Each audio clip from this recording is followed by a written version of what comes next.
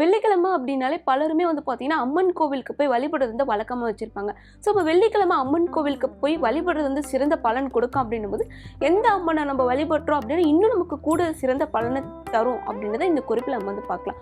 வெள்ளிக்கிழமை வாரந்தோறும் வெள்ளிக்கிழமை வந்து பார்த்தீங்கன்னா வாராகி அம்மன் கோவிலுக்கு சென்று வழிபடலாம். வெள்ளிக்கிழமை மட்டும்தான் போகணும் இல்லை, முக்கியமாக வாராகி அம்மனுக்கு வந்து பார்த்தீங்கன்னா ஞாயிறு, திங்கள், வெள்ளி இந்த 3 நாட்களே வந்து பார்த்தீங்கன்னா ரொம்ப விசேஷமாக வந்து சொல்லப்படுது.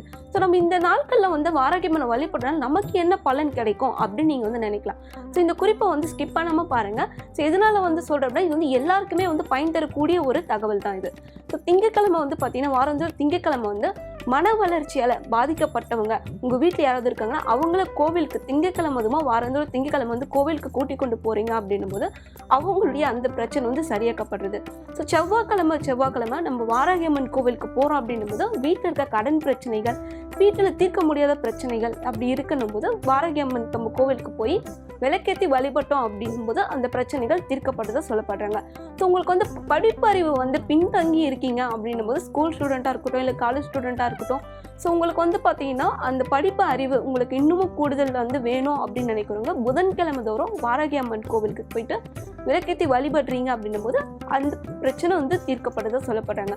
ஸோ அது மட்டும் இல்லாமல் புதன்கிழமை அன்னைக்கு வந்து பார்த்தீங்கன்னா திருமணமாகாத ஆண்களும் போய் வந்து வழிபட்டீங்க அப்படின்னும் போது உங்களுக்கு சீக்கிரமும் திருமணம் ஆகும் அப்படின்னும் பல ஆன்மீக தகவல் வந்து சொல்லியிருக்காங்க. புதன்கிழமை அதுமா வந்து பார்த்தீங்கன்னா தொழில் முன்னேற்றம் அடையணும்னு நினைக்கிற வியாபாரிகள் வந்து பார்த்தீங்கன்னா வாராகி அம்மன் கோவிலுக்கு சென்று வழிபட்டீங்க அப்படின்னா உங்களுடைய லாபத்தில் வந்து பார்த்தீங்கன்னா எப்போவுமே ஸ்டாண்டர்டாக வந்து இருக்கும் அப்படின்னு வந்து சொல்கிறாங்க.